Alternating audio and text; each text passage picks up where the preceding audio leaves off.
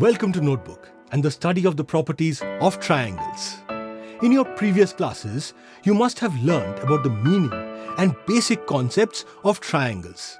If you want a quick recap, please check out our videos on that topic. Do you know what this triangle in the middle of the ocean is called? It's called the Devil's Triangle. This dangerous triangle in the Atlantic Ocean has the property of mysteriously vanishing every object that crosses any of its three sides. Popularly, this triangle is also called the Bermuda Triangle, named after a nearby island nation, the Bermudas. But not all triangles have dangerous properties like the Bermuda Triangle. In fact, mathematically, triangles are the simplest and the strongest polygon possible. A triangle is the simplest polygon with three sides and three vertices.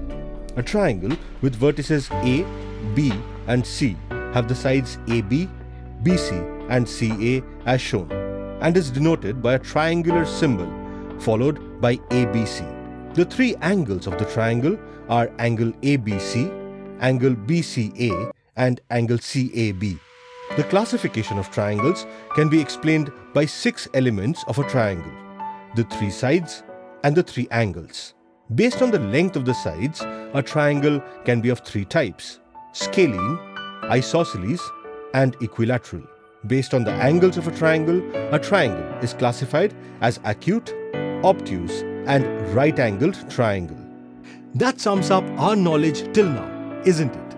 Let us see the concepts of median and height of a triangle. In any triangle, several lines can be drawn from a vertex to its opposite side. 2 of those lines have an interesting effect on the triangle. These 2 lines are called the median and the altitude of a triangle. The median is a line segment joining the vertex to the midpoint of the opposite side of the vertex, thus bisecting that side. That is, it divides the side into 2 equal halves. Since there are 3 vertices and thus 3 sides opposite to them, a triangle always has 3 medians.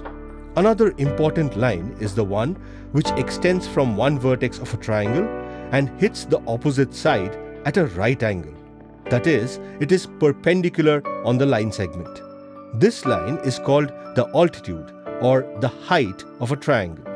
Similar to the medians, 3 perpendicular lines can be drawn from the vertices to the 3 sides of a triangle respectively. Hence, a triangle can have 3 altitudes. Now that you know about the median and the altitude of a triangle, do you know for which kind of triangle the median and the altitude are one and the same line? Consider an isosceles triangle PQR, where the sides PQ and PR are equal. If you draw the median as well as the altitude from P to the opposite side QR, you will see that they are one and the same line, that is PM. But when you try to do the same from the other vertices, that is from Q to PR and from R to PQ, it is not the case, is it? Now consider an equilateral triangle XYZ. As before, we try to draw the altitude and the median from the 3 vertices to the corresponding opposite sides. Interestingly, all the 3 medians are the same lines as the corresponding heights. Hence, in an isosceles triangle, only one of the altitudes is the same as the corresponding median. But if the triangle is equilateral, all 3 medians are altitudes as well. In fact, in an isosceles triangle, the median and the height are same only when the 2 adjacent sides of the point from where the lines are drawn are equal. But what about the other vertices and other sides?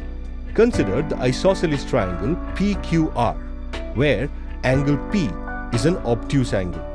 When we draw a median and an altitude from P to the base QR, they are the same lines. But when we try to draw a perpendicular line from Q and R, the lines move outside the realm of the triangle, isn't it? Hence, we have to extend the sides PR or RP to S and QP to T, such that QS and RT measure the heights from the vertices Q and R respectively. Do you see that there are new angles formed when RP and QP are extended?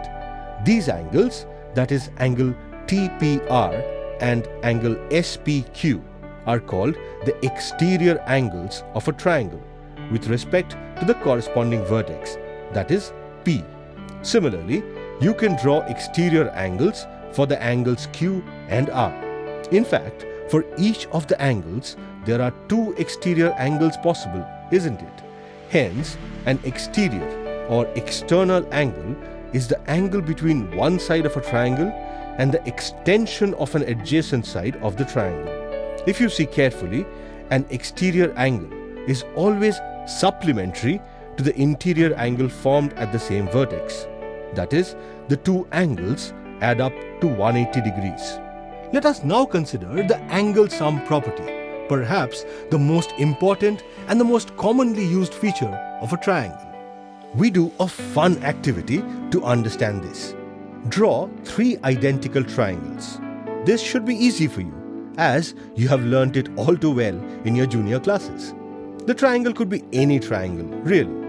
A scalene triangle, isosceles, equilateral, any kind really. Now, flip the second and the third triangles and place them next to each other, such that the angles 3, 1 and 2 are next to each other. What do you see? The three angles fit in perfectly to give one long straight line whose angle measure is 1 plus 2 plus 3. But hey, we know that this is 180 degrees. So we have our angle sum property, that the sum of angles of a triangle is 180 degrees. From this property, we can derive an interesting relation between the interior angles and the exterior angles of a triangle. Let us consider a triangle JKL where KL is extended to M. Thus, angle JLM is the exterior angle at the vertex L. Let angle KJL, angle JKL and angle KLJ, named as X, Y and Z respectively. We have seen a little while ago that angle JLM and Z are supplementary angles. That is, angle JLM plus Z degrees is equal to 180 degrees. Let this be our first equation. We also know that the sum of all the interior angles of a triangle is also 180 degrees. Hence, we have X plus Y plus Z is equal to 180 degrees. Let this be our second equation. Comparing the two equations, we see that both angle JLM plus Z and X plus Y plus Z are equal to 180 degrees. Hence, angle JLM plus Z is equal to X plus Y plus Z, and moving the Z, simply cancelling Z from both sides, we have angle JLM is equal to X plus Y. X plus Y is nothing but the sum of the two opposite interior angles from that vertex L, right? Thus, an exterior angle of a triangle is equal to the sum of the opposite interior angles. The same will also be true if the other sides are extended, as LJ to N and JK to O. We will end this lesson here. There are more interesting facts about the properties of triangles. We will see them in the next video. Until then, goodbye.